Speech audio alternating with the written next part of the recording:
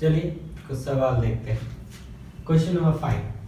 Question number 5 में दिया है कि एक गाड़ी है जो यूनिफॉर्म मोशन में है। यूनिफॉर्म मोशन का मतलब होता है एक्सेलरेशन कांस्टेंट, और जब वो गाड़ी किसी पॉइंट ए से गुजरती है तो उसकी स्पीड है 160 किलोमीटर पर आवर, और ये जब गाड़ी सीधे चलते जाती है तो पॉइंट बी पर इसकी स्पीड होती है 40 किलोमीटर पर आवर। तो हमसे पूछा है कि जो मिड पॉइंट होगा यहाँ पे, मतलब उन्होंने ये पूछा है कि जो इसकी स्पीड होगी 100 किलोमीटर पर आवर वो मिड पॉइंट पर होगी या उससे पहले होगी या उसके बाद में होगी। तो हम क्या करते हैं, मिड पॉइंट पर इसका स्पीड निकाल लेते हैं, और हमें सवाल से समझ आ रहा है स्पीड इसकी लगातार घटती गई है। तो सॉल्व करते हैं। तो यहाँ से यहाँ तक के लिए मैं v square equal to u square plus 2s लगाता हूँ, और यहाँ से यहाँ तक के लिए मैं v square equal to u square plus 2s लगाता हूँ। और इन दोनों इक्वेशन को जब मैं सॉल्व करता हूँ तो v स्क्वायर का वैल्यू इतना आता है, v का वैल्यू आता है 114। इसका मतलब मिड पॉइंट पर इसकी जो स्पीड है वो लगभग 114 किलोमीटर पर आवर है। इसका मतलब 100 किलोमीटर पर आवर कहाँ रही होगी, a से m के बीच में। तो बहुत आसान सवाल था। नेक्स्ट क्वेश्चन में बोला है कि एक स्ट्रेट लाइन के अलोंग दो पार्टिकल एक साथ एक ही जगह से चलना स्टार्ट करते हैं, और एक साथ एक ही जगह से एक ही डायरेक्शन में चलना स्टार्ट करते हैं, लेकिन जो उनकी वेलोसिटीज हैं वो समय के साथ इस तरह से बदलती हैं। एक ही साथ स्टार्ट किया है एक ही डायरेक्शन, मतलब आप ऐसे समझ सकते हैं कि ये ट्रैक है और यहाँ पर दो आदमी हैं और दोनों ने एक साथ चलना स्टार्ट किया है, एक ही डायरेक्शन, एक साथ चलना स्टार्ट किया एक ही डायरेक्शन में, लेकिन जो दोनों की वेलोसिटी है वो अलग अलग तरह से बदलेगी। और सवाल में वेलोसिटी का वेरिएशन दिखाया गया है और आपसे पूछा गया है कि इन दोनों के बीच में अधिकतम दूरी क्या होगी। तो एक बात आप समझिए, शुरुआत में ए की वेलोसिटी ज्यादा है लेकिन शुरुआत में बी की वेलोसिटी बहुत कम है, मतलब ए आगे निकलेगा, तो शुरुआत में ए आगे रहेगा। ए आगे रहेगा तो मुझे ये निकालना है ए और बी के बीच का मैक्सिमम दूरी क्या आएगा। तो ऐसा करते हैं, हम ए की वेलोसिटी देख लेते हैं बी के रिस्पेक्ट में। किसके रिस्पेक्ट में, बी के रिस्पेक्ट में, किसका, ए का वेलोसिटी। तो ए के रिस्पेक्ट तो va माइनस bb, तो va माइनस bb का ग्राफ बनाएंगे तो ग्राफ कैसा हो जाएगा, आप ग्राफ बना सकते हैं सेपरेट करके।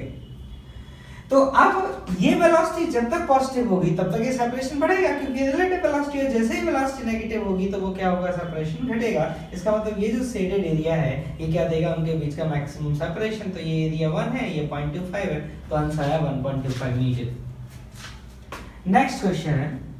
नेक्स्ट क्वेश्चन ये है कि दो पार्टिकल हैं वो दौड़ रहे हैं, और जब वो दोनों पार्टिकल किसी एक पॉइंट को क्रॉस करते हैं, जब वो दोनों पार्टिकल, जैसे मान लीजिए यहाँ पे कोई ये लोकेशन, ये मार्क है, और मान लीजिए दो लोग यहाँ से, दो पार्टिकल हैं, ऐसे दौड़ते दौड़ते आ रहे हैं,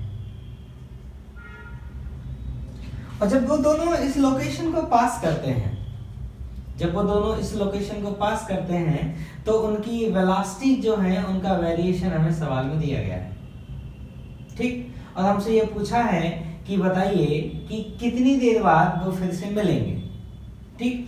इसका ये मतलब हुआ कि जब इस मार्ग के मान, और एक का नाम दे देते हैं ए और एक का नाम दे देते हैं लेट्स से बी, ठीक। और इनमें से किसी एक को ए की वेलोसिटी बोल दो और किसी एक को बी की वेलोसिटी बोल दो। तो मान लेते हैं हम इसको बोल देते हैं ए का वेलोसिटी, इसको बोल देते हैं लेट्स से बी का वेलोसिटी। अब आप नोटिस करिए कि इस वाले मार्क पे t इक्वल टू 0 की अगर हम बात करें तो t इक्वल टू 0 से a का जो वेलोसिटी, ये किसकी लाइन है, b की लाइन है, तो t इक्वल टू 0 से b का वेलोसिटी लगातार बदला है, लगातार नॉन जीरो है और बदलता गया है।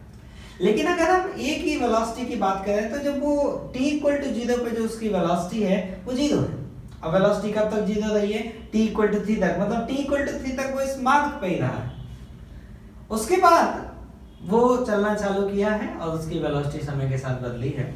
इसका मतलब ये दोनों ने, मतलब क्वेश्चन को फिर समझा देता हूं, दोनों ने मार्ग से चलना चालू किया है, एक साथ चलना चालू किया है, और दोनों की वेलोसिटी का ग्राफ ये है।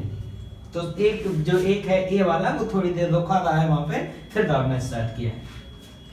तो आपको ये बताना है कि कब ये फिर से मिलेंगे। तो आपको समझ में आना चाहिए कि ये वाला जो ट्रायंगल है, कौन से वाला ट्रायंगल, मैं कुछ पॉइंट के नाम लिख देता हूँ, लेट्स से A1, इस पॉइंट का नाम लिख देते हैं, एक इस पॉइंट का नाम लिख देते हैं A2, और इस पॉइंट का नाम लिख देते हैं A3, और एक ट्रायंगल और ले लेते हैं, इसको ले लेते हैं A0 और इस पॉइंट को बोल देते हैं A4। आप तीन ट्रायंगल देखिए, दो ट्रायंगल देखिए, A1, A2, A3, एक ये वाला ट्रायंगल, इस वाले ट्राइंगल का जो एरिया है और एक ट्राइंगल कौन सा है A0 A4 A3, ये वाला जो ट्राइंगल है, अगर इन दोनों ट्राइंगल का एरिया बराबर हो गया मतलब दोनों सेम जगह से चले थे, दोनों का डिस्प्लेसमेंट भी बराबर हो गया, मतलब दोनों का चेंज खत्म हो गया, मतलब दोनों एक जगह पर मिल गए, तो हमें वो समय बताना है T0 की वो समय क्या होगा। तो इन ट्राइंगल का हम एरिया लिखते हैं। तो देखिए कैसे लिखेंगे। पहले ऐसा करते हैं, इन दोनों का हम ट्राइंगल का चलिए एरिया लिखते हैं। तो पहले आप देखिए दोनों का एक्सेलरेशन एक लिख लेते हैं। आप ऐसे देखिए, हम मान लेते हैं कि ये वेलोसिटी v0 के बराबर है। अब आप समझिए, जब आपका टाइम 1 सेकंड से बढ़ा तो वेलोसिटी कितने से बढ़ गई, 0 से लेके क्या हो गई v0। हम किसके लिए बात कर रहे हैं, इस a के लिए बात कर रहे हैं, a के लिए, ये a वाले का लाइन है। तो इसका देखो जो 1 सेकंड में वेलोसिटी कितना बढ़ गया, v0 बढ़ गया। इसका मतलब यहां से यहां तक कितना टाइम है इसका, t0 - 3। इसका मतलब ये जो वेलोसिटी है ये कितना बढ़ गया होगा, t0 - 3 into v0, क्योंकि 1 सेकंड में कितना बढ़ रहा था, v0। तो ये जो लेंथ होगी यहां से यहां तक, इस लेंथ को मैं बोल सकता हूं v0 into t0 - 3।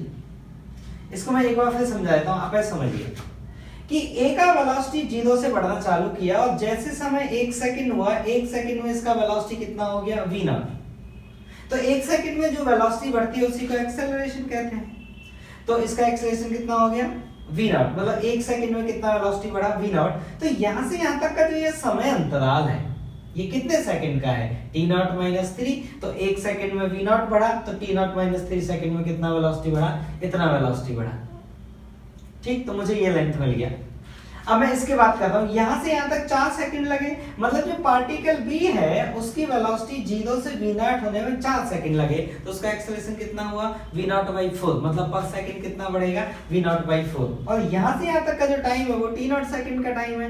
इसका मतलब जो ये वाला लेंथ होगा, जो a3 a4 होगा, मैं यहां लिखता हूं, जो a3 a4 जो लेंथ होगा वो बराबर होगा पर सेकंड कितना बढ़ेगा, v0/4, और कितने टाइम तक बढ़ेगा, t0 टाइम तक।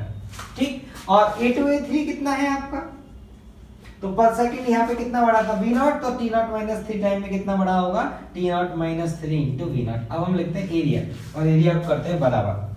तो देखिए, तो पहले a1 a2 a3 का a1 a2 a3 का एरिया लिखा जाए तो ये आएगा हाफ, बेस किसके बराबर है, t0 - 3, और हाइट किसके बराबर है, v0 into t0 - 3 equal to. अब इस ट्राइंगल का a0 a4 और a3, इस ट्राइंगल का एरिया, तो ये बेस हो गया t0 और ये हाइट हो गई यहां से यहां तक a3 a4 किसके बराबर है, v0 तो हाफ, पहले बेस लिख देते हैं, अब लिखते हैं हाइट, तो वो है v0/4 into t0।